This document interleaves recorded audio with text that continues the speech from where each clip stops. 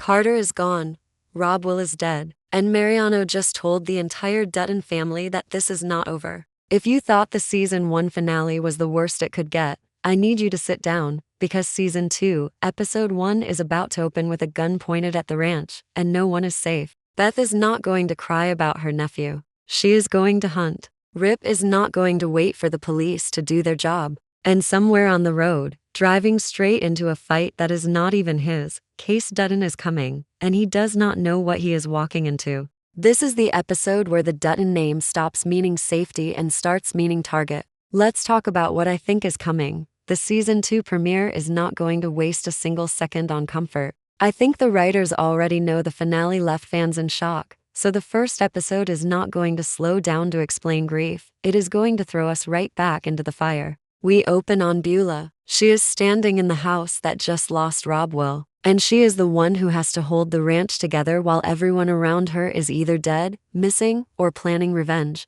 I think the opening minutes show her making a call, and it is not to the police. It is to Kayce, because Bula knows exactly what kind of trouble Mariano brings, and she knows that Rip and Beth alone might not be enough to bring Carter home alive. She needs someone who understands the law and the danger at the same time, someone who has hunted men before and walked away clean. That is Kayce. I think Kayce is going to be somewhere far from the ranch when the call comes in. Maybe deep in Marshall's work, chasing a completely different case. When his phone rings and Bula's voice comes through shaking, the moment he hears that Carter has been taken by a cartel boss, everything else stops mattering. This is not a work case anymore. This is family. And here is the thing that makes this so tense. Kayce does not know the full story yet. He does not know about the smuggling. He does not know about Bula's confession. He does not know that Rob Will's death might be connected to his own brother Waken. He is walking in blind. And that is exactly why Episode 1 feels so dangerous.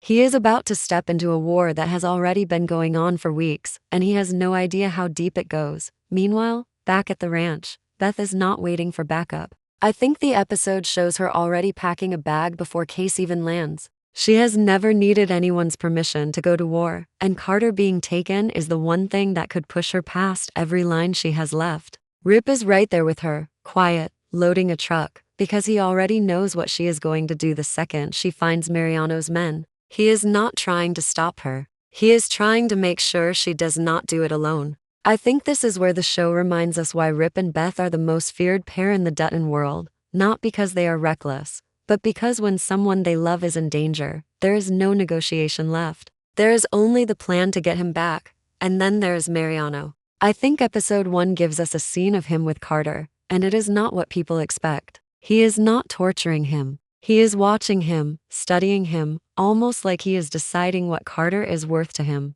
Because Mariano did not take Carter just to hurt Beth and Rip. He took him because he needs leverage. He lost his men in that gunfight. He lost his hold on the ranch. And now he needs something the Duttons cannot ignore. A scared teenage boy locked somewhere far from home is exactly that. I think this episode makes it clear that Mariano is not just angry anymore. He is desperate. And desperate men make the most dangerous decisions. The tension in this premiere comes from 3 separate storylines racing toward the same collision. Kayce driving in without full information. Beth and Rip preparing to go straight for blood. And Mariano sitting somewhere across the border with Carter, waiting to see who comes for him first. I do not think the show gives us an easy reunion in Episode 1. I think it teases us, almost shows us Carter, almost shows us Kayce arriving, and then pulls back right when it hurts the most. That is the kind of writing this show has done before. And I would be shocked if Episode 1 did not end on a cliffhanger that makes you want to scream at your screen. Let's talk about Waken.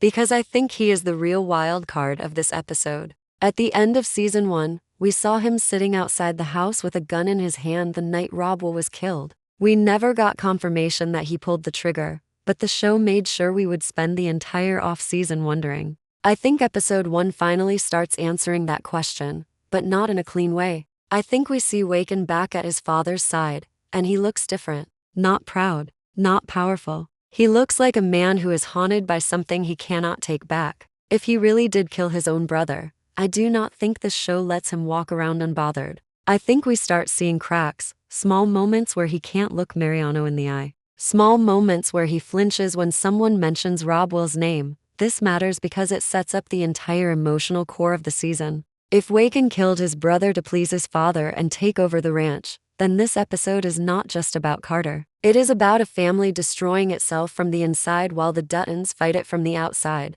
I think Bula starts noticing something is wrong too. She already suspects the timing of Robwell's death is connected to Mariano's arrival. And I think episode 1 gives her a quiet, chilling moment where she looks at Waken and realizes he is hiding something. She does not confront him yet. I think the show holds that confrontation back for a few episodes because it is too big to rush. But the seed gets planted here, right? In episode 1. And it is going to grow into one of the most painful storylines of the season. Now let's get back to Kayce. Because I think his arrival is where this episode really picks up speed. I imagine him pulling up to the ranch and immediately clashing with Rip.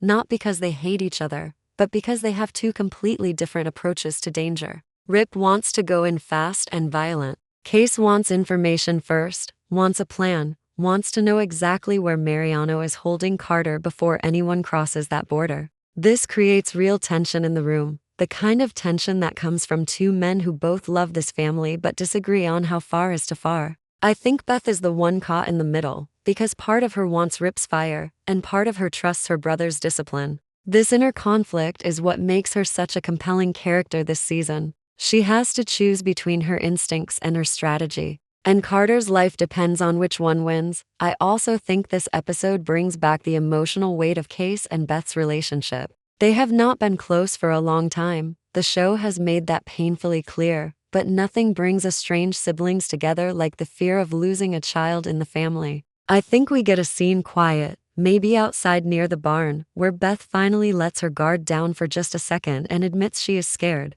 Not scared of Mariano, but scared that this time, they might not get there in time. Kayce does not say much back, he never does. But I think he puts a hand on her shoulder, and for a moment, the years of distance disappear. This is the kind of scene that makes the action hit even harder later, because now we care about these two working together, not just watching them fight separately. By the middle of this episode, I think the plan starts forming. Kayce uses his marshal's connections to try tracking Mariano's cartel movement near the border. Rip and Beth start reaching out to old contacts, the kind of people who owe the Duttons favors they would rather forget. And somewhere in Mexico, Carter is trying to survive, trying to figure out if anyone is even coming for him. I think the show gives him small moments of resistance, little signs that this kid is a Dutton, whether he has the blood or not, refusing to break even when he is terrified. That resilience is going to matter a lot later in the season, and episode 1 plants it early.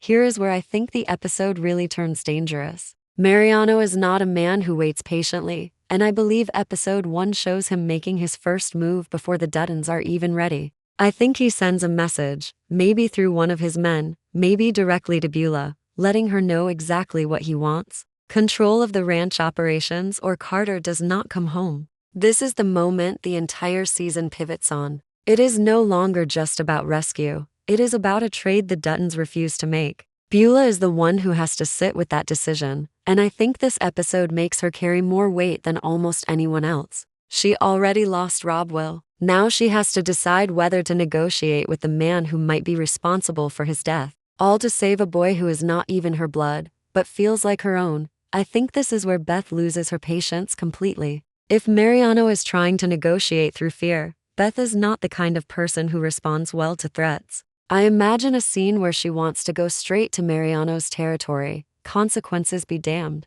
And it takes both Rip and Kayce to physically hold her back from making a move that could get Carter killed instantly. This is not weakness on Beth's part. This is what makes her dangerous. She loves to hard, and she does not know how to sit still when someone she loves is suffering. I think the show uses this moment to remind us why she and Rip work so well together, because he is the only one who can calm her down without making her feel small. Meanwhile, I think we get a scene showing